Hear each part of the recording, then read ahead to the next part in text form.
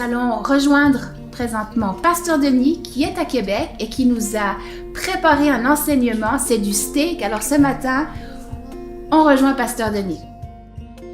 Merci beaucoup à Pasteur Mathieu, Pasteur Vanessa pour ce temps que vous m'accordez de pouvoir partager la parole de Dieu avec ceux qui nous écoutent ce matin, qui se branchent avec nous sur la page Facebook. Et je vous invite à la partager avec vos proches, avec vos collègues, avec les amis, afin d'encourager quelqu'un. Le thème de ce matin, c'est « Émerger du chaos ». J'aimerais encourager, prophétiser, déclarer que tu vas émerger de ce chaos. Tu vas émerger de ces moments les plus sombres que la planète tente de connaître avec ce virus, coronavirus.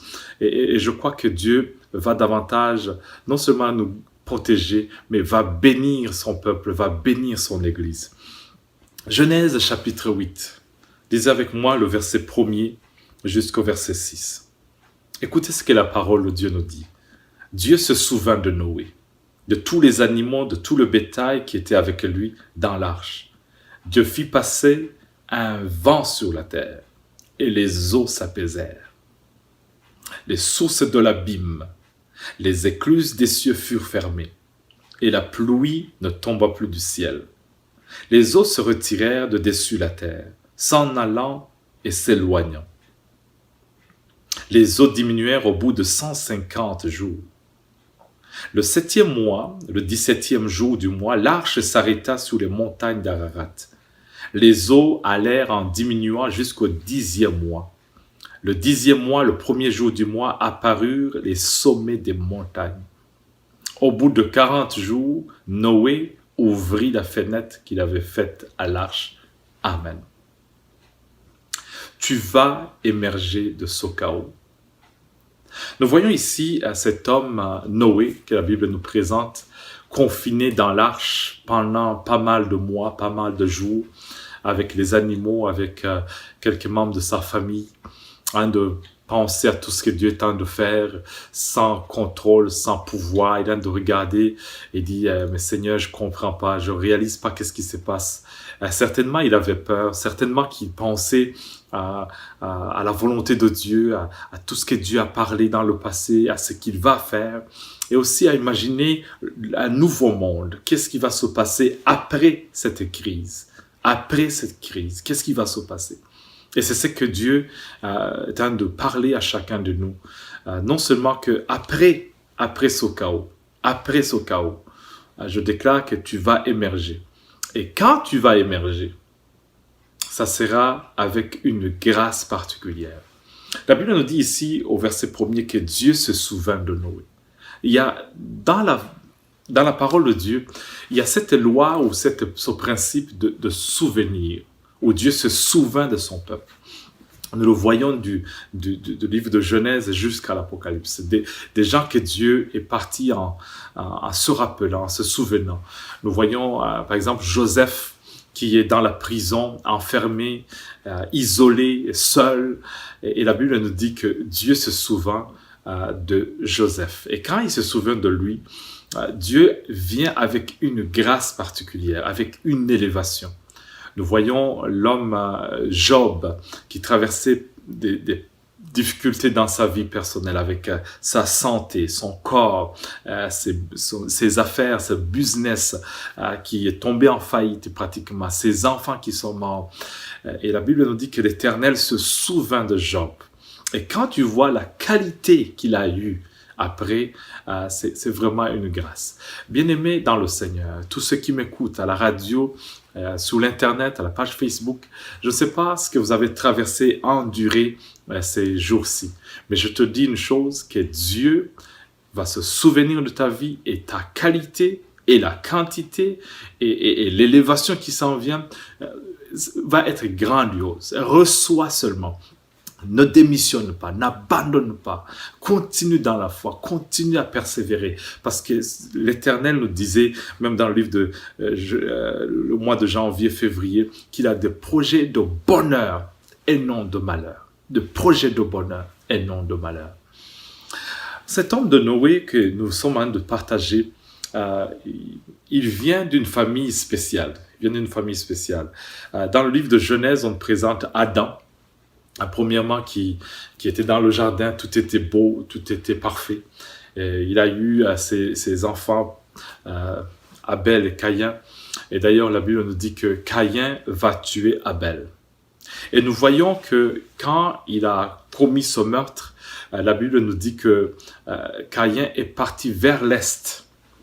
Il est parti vers l'est, certainement en cherchant un nouveau départ, un nouveau jour, en cherchant un nouveau commencement. Et il a commencé à faire sa vie.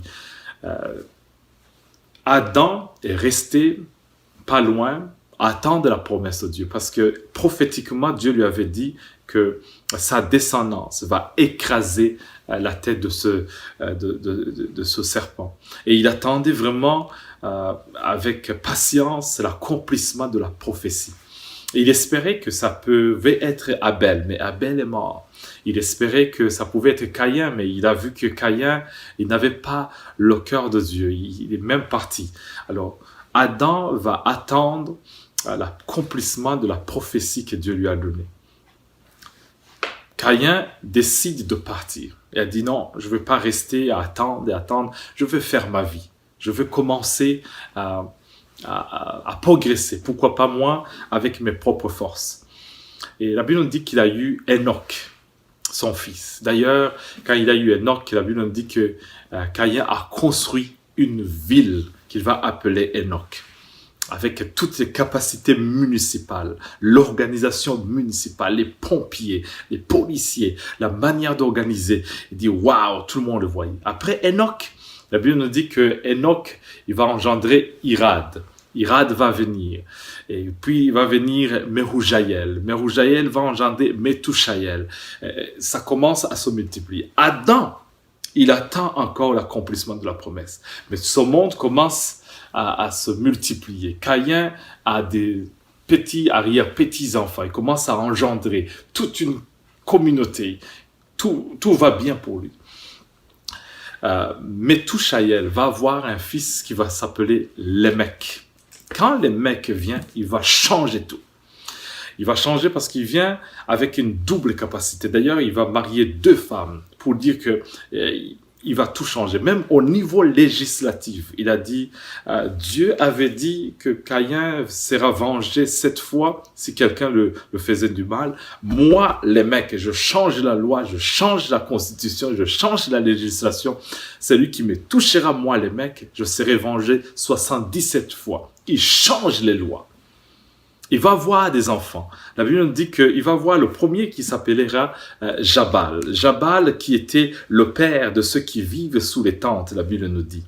Et ceux qui vivent près des troupeaux, des tentes. Ça dit que les enfants de Jabal, ce sont les propriétaires de tout ce qui est tente, tout ce qui est maison, tout ce qui est propriété. Et ceux qui sont à côté des troupeaux, c'est-à-dire le manger, tout ce qui est restauration. Tous les bons restaurants, tous les meilleurs restaurants appartiennent à Jabal. Tu veux avoir une maison, tu vas voir Jabal. Tu veux avoir un bon restaurant, tu vas voir Jabal. Et la Bible nous dit que le mec va avoir un deuxième fils qui s'appelle Jubal. Jubal, la Bible nous dit que c'est le père de tout ce qui jouait de la harpe, du chalumeau, tout ce qui faisait la musique, tout ce qui avait comme studio d'enregistrement à l'époque. Tu devais avoir une carte de visite, une connexion avec ce garçon qui s'appelait Jubal. Donc, les mecs améliorent. Les mecs écoute, toutes les avenues, tous les shops, les magasins appartiennent aux fils, aux enfants, aux petits-enfants de Caïn. Adam, il attend encore. Il prie encore. Il dit, Seigneur, tu m'as dit, tu m'as promis, tu m'as dit, tu m'as accordé la grâce. Et il attend encore. La Bible nous dit que Lémec, il va avoir un autre fils qui s'appelle Tubal-Caïn. Lui là, c'est spécial. La Bible nous dit qu'il a cette capacité de créer, de créer l'airain qui est pratiquement le mélange des métaux avec le fer, avec le cuivre, avec la bronze et tout ça. Écoute, c'est un minier. Quand on parle des diamants, de l'or, tu vas voir, Tubal-Caïn, c'est lui qui détient. Les mecs, avec Caïn, tous ses fils sont. Écoute, ça grandit. Les lois, ils changent comme ils veulent. La législation, la manière de diriger, ils ont la municipalité, ils ont le pouvoir politique, ils ont le pouvoir de diriger les choses. Et nous avons un Adam qui attend encore l'accomplissement, qui prie, qui cherche la volonté de Dieu. Et la Bible nous dit que Dieu se souvient aussi de Adam. Il va lui donner un fils qui va s'appeler Seth. Et puis Seth va engendrer Enoch. Et la Bible nous dit que c'est à ce temps-là qu'on commence à invoquer l'Éternel. Et dans tout ce monde-là, en persévérant dans la vie d'Adam, il va prier, il dit Seigneur, je prie que dans notre famille, dans notre génération, dans nos enfants, tu puisses susciter des hommes et des femmes qui ont une capacité aussi. Je ne veux pas envier l'autre famille de Caïn, mais je prie que Dieu élève au milieu de l'Église, au milieu du peuple de Dieu, des hommes qui soient capables. Et voilà vient un certain Noé. La Bible nous dit que quand ils ont eu Noé, ils ont déclaré que celui-ci, il va nous consoler, il va nous faire sortir de cette fatigue, de ce travail pénible, de cette terre que l'Éternel a maudit.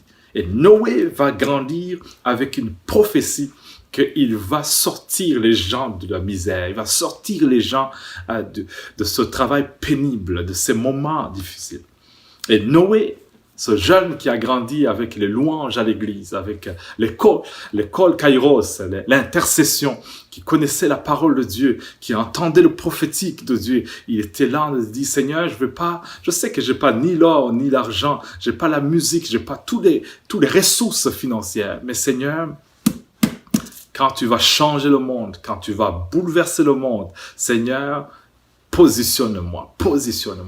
Et Dieu va donner à Noé la capacité de créer, d'inventer. C'est un architecte, un constructeur. Oh, je prie que dans ce chaos, Dieu puisse élever des Noé dans notre génération. À Ottawa, à Gatineau, à Montréal, en France, en Chine, que Dieu élève dans le peuple de Dieu des Noé de cette génération. Je prie qu'ici à Québec, Dieu élève des Noé, des hommes qui ont une capacité architecte, constructeur, planificateur. On est tanné de toujours attendre que les mecs fassent des lois, que les mecs disent ce qu'il faut dire, ce qu'il faut faire, confiner dans nos maisons, faire ceci, obéir. Mais une chose certaine, je prie qu'il y ait des Noé qui ont la crainte de Dieu, la sagesse de Dieu et que la grâce de Dieu soit sur vous. Tu vas émerger. La Bible nous dit que les eaux allèrent en diminuant jusqu'au 10e mois. Le 10e mois, le premier jour du mois, apparurent les sommets des montagnes. En suivant les nouvelles, en suivant ce qui se passe présentement, je vois les montagnes de notre société, les sommets des montagnes. On voit ici la montagne de la politique, comment un politicien décide, la montagne économique, la montagne médiatique, la montagne des arts, la montagne des médias sociaux. Nous voyons la montagne de la santé. Celui qui détient cette montagne, il commande le monde entier. Celui qui a les affaires, présentement, beaucoup d'hommes d'affaires sont en train de faire des millions d'argent, des milliards d'argent, parce qu'ils détiennent une montagne. Et la Bible nous dit que les eaux allèrent en diminuant, jusqu'au sommet des montagnes. Oh, Dieu va te placer sur le sommet de ta montagne. Comme Caleb a dit à Josué, donne-moi ma montagne. Donne-moi ma montagne. Je prie que dans ce chaos qui vient de secouer le monde entier, Dieu te place sous la montagne d'Ararat, la montagne de ta vie, la montagne de ton ministère, la montagne de ton entreprise, la montagne de là où tu dois être. Je prie que des Noé de cette génération qui vont sortir, possèdent des montagnes dans le nom du Seigneur. Je prie qu'il y ait des Noé qui soient des hommes qui ont la capacité d'inventer. On regarde ce qui se passe avec nos églises. Les églises fermées, les mosquées fermées, toutes les religions fermées. On essaie de taire nos voix. Mais je prie qu'à travers tout ce qui se passe, que Dieu nous donne l'invention, une capacité nouvelle. L'Église changera désormais. Ce ne sera plus une église confinée dans les quatre murs. Ça sera une église glorieuse. Une église qui va aller dans les rues, dans les médias sociaux. Parce que nous voyons combien l'Éternel est proche de revenir. Jésus revient bientôt. Jésus revient bientôt. Noé. Je parle à quelqu'un ce matin. Tu es à la maison, tu as reçu ce message. De dire, Seigneur, je ne comprends pas. Je vois des eaux tout autour de moi. Le salaire est parti. La vie a tout changé. Je ne peux plus voyager. Je ne peux plus faire ceci. Je ne comprends pas ce qui se passe. Est-ce que c'est la fin du monde? Est-ce que c'est la fin de ma vie? Est-ce que je vais mourir aussi? Noé, je parle à toi. Tu ne vas pas mourir. Tu ne vas pas mourir. Mais une chose, tu vas émerger de ce chaos avec une capacité d'inventer, une capacité de faire des grandes choses. Vous voyez, quand Noé est sorti de ce confinement, la Bible nous dit que, waouh, il a vu l'arc-en-ciel. Il a vu l'arc-en-ciel. L'arc-en-ciel, des choses qu'il ne voyait pas auparavant, il va le voir. Ces couleurs rouges qui signifient la passion. Il va voir le bleu, la révélation, la couleur verte. Il dit, waouh, la croissance, la fertilité. Je prie que Dieu te fasse voir ce que tu n'as jamais vu auparavant. En émergeant de ce chaos, que tu vois des couleurs nouvelles dans ta vie. Si tu étais la couleur mauve, que tu deviennes la couleur indigo, la couleur jaune, la couleur blanche, que tu changes de couleur. Si tu étais par terre, que Dieu te relève. Je prie que Dieu, dans cette situation, relève des âmes, que Dieu te donne une onction nouvelle, une onction d'évangéliste, une onction de prophète, une onction de pasteur, que dans ces circonstances, Dieu te donne une capacité de voir des grandes choses. Noé va sortir, il va dire ce qui est dans le cœur de Dieu. Et désormais, il y aura des saisons sur cette terre. La saison de la nuit, mais aussi la saison du jour. La saison des semailles, mais la saison de moissonner. Il y a un temps pour toutes choses. Certains d'entre nous, tu as passé des années de semences, des moments de noirceur, mais je déclare que la saison de moissonner s'en vient. Tu vas émerger de ce chaos avec une gloire particulière. Tu vas commencer à voir la présence de Dieu dans ta vie. Confiné dans l'arche, avec le beulement des troupeaux. De voir le chaos en disant « Seigneur, je ne comprends pas ». Et voilà, tout d'un coup, Dieu l'ouvre et il commence à voir de nouvelles choses.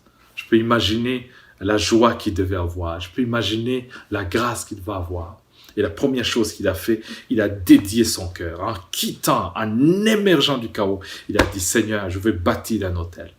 Bien-aimé, la première chose que j'aimerais que tu fasses, en finissant ce chaos, bâtis un autel de dédicace à l'Éternel dans ton cœur, en disant « Seigneur, je ne veux plus faire les choses comme auparavant. Je me dédie dans ta main. Je me repens de mes péchés. J'abandonne le péché. Je donne ma vie au Seigneur Jésus. J'accepte que tu sois le Seigneur et le Sauveur de ma vie. » Vous savez, la vie est fragile.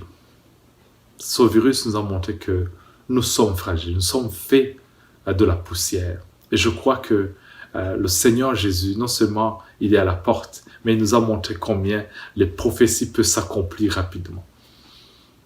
Personnellement, j'ai dit, Seigneur, je ne veux plus faire la même chose comme auparavant. Je veux me dédier, je veux doubler les efforts pour non seulement bâtir ton Église, bâtir le corps de Christ, savoir que Jésus est notre berger, notre Seigneur. Tous ceux qui ont été confinés dans la vie, Moi, je viens d'Afrique. En 90, quand on a vu cet homme qu'on appelle Nelson Mandela, qui a été confiné en prison à Robben Island pendant 27 ans, quand il est sorti et qu'il est devenu le président du pays, je vois combien que, peu importe la noirceur de la nuit, peu importe les moments sombres de ta vie, le soleil finit toujours par se lever. Et d'ailleurs, c'est lorsque la nuit est trop sombre que nous voyons les étoiles qui brillent. Et j'ai vu des étoiles ici à Québec, des hommes et des femmes qui se lèvent pour aider les autres. Des hommes et des femmes qui se lèvent en disant « Je suis la lumière du monde, je dois luire, je dois aider, encourager les autres. » Et ce matin, je prie que Dieu nous donne cette grâce qui est dans la vie de Noé, des hommes et des femmes que Dieu va élever et encourager les autres. Laisse-moi finir avec ce verset qui est dans Ésaïe, le chapitre 43, versets 18 à 19. Ça dit ceci: « Ne pensez plus aux événements passés et ne considérez plus ce qui est ancien. Voici, je vais faire une chose nouvelle sur le point d'arriver. Ne la connaîtrez-vous pas? Je mettrai un chemin dans le désert et des fleuves dans la solitude. » Dieu parle à Ésaïe ici en disant, écoute, ce qui s'est passé, c'est passé. Je pense que ce virus vient de nous montrer qu'il y a un avant et un après.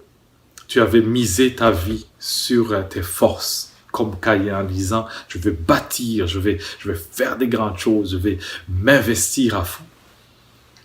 Ne pensez plus aux événements passés, aux choses anciennes, des choses usées.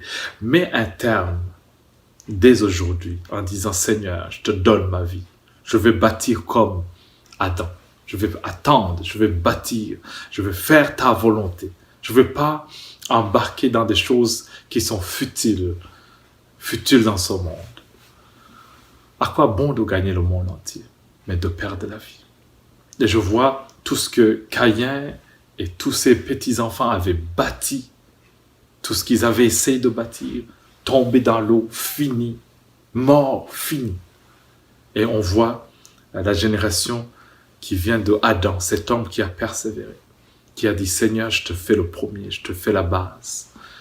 Je choisis de faire la base, mon Seigneur, parce que je sais que c'est le roc, c'est le rocher de ma vie. Les choses du monde peuvent passer, mais le Seigneur, il me tient toujours, il m'encourage toujours. Le bien-aimé, j'aimerais faire une prière avec vous.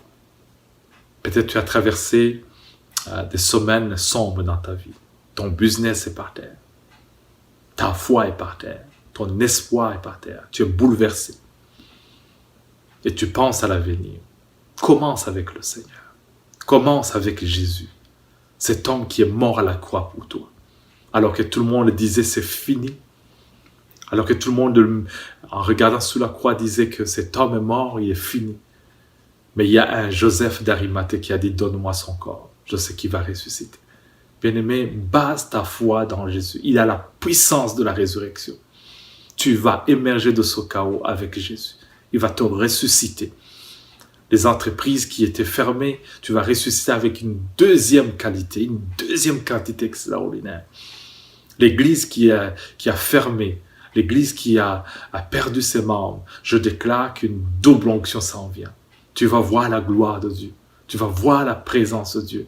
Qu'après ce chaos, quand tu vas émerger, tu vas dire « Ouf, l'Éternel a été bon dans ma vie. » David va dire « Mon âme bénit l'Éternel, n'oublie aucun de ses bienfaits. » Et je le vois de dire comme Noé devant cet autel en disant « Mon âme, n'oublie pas ce que Dieu est en train de faire. » Bien-aimés, prions ensemble, Seigneur.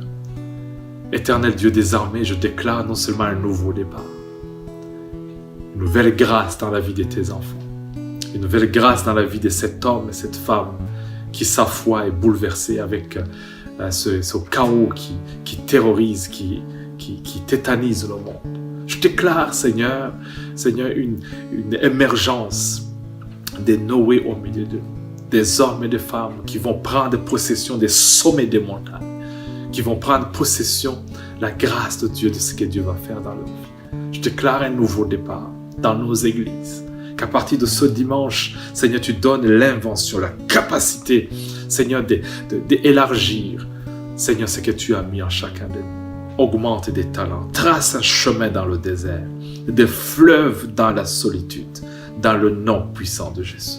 Seigneur, émerge, fais, Seigneur, élève des hommes et des femmes, Seigneur, qui vont changer le monde, qui vont bouleverser désormais les choses. Je déclare, Seigneur, une église glorieuse, une église sainte, une église consacrée, en feu pour toi, dans le nom de Jésus. Amen. Si tu as fait cette prière avec moi et c'est la première fois que tu as accepté Jésus dans ta vie, en disant, Seigneur, je te fais la fondation de ma vie, appelle son numéro. Je t'invite à nous contacter pour que nous puissions davantage vous encourager et vous diriger dans la bonne direction du Seigneur. Je prie aussi que dans nos églises, que Dieu donne cette capacité de voir, de sonder les Écritures comme Noé. Peu importe les mois de noirceur, 150 jours, les 40 jours, toute une année qu'il a traversée en train de descendre, que Dieu t'accorde la grâce, non seulement de sortir de ce chaos avec une foi ferme. Sois fidèle à ton église locale. Sois fidèle à la vision de Dieu. Sois fidèle là où Dieu t'a planté. Sois fidèle que dans ton temps, dans les finances, dans les moments où tu es, que Dieu te donne cette loyauté dans ton cœur. Ce virus vient de nous montrer pas mal de fissures, des manquements. Et je prie que chacun de nous puisse voir non seulement la capacité de s'unir et de bâtir davantage des choses qui vont durer, demeurer pour l'éternité.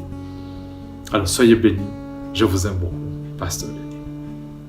Alors merci beaucoup, Pasteur Denis, ce message était vraiment excellent et puis on est toujours béni lorsque tu prends la parole et vraiment que tu sois béni en retour, Pasteur Denis, et ta famille aussi.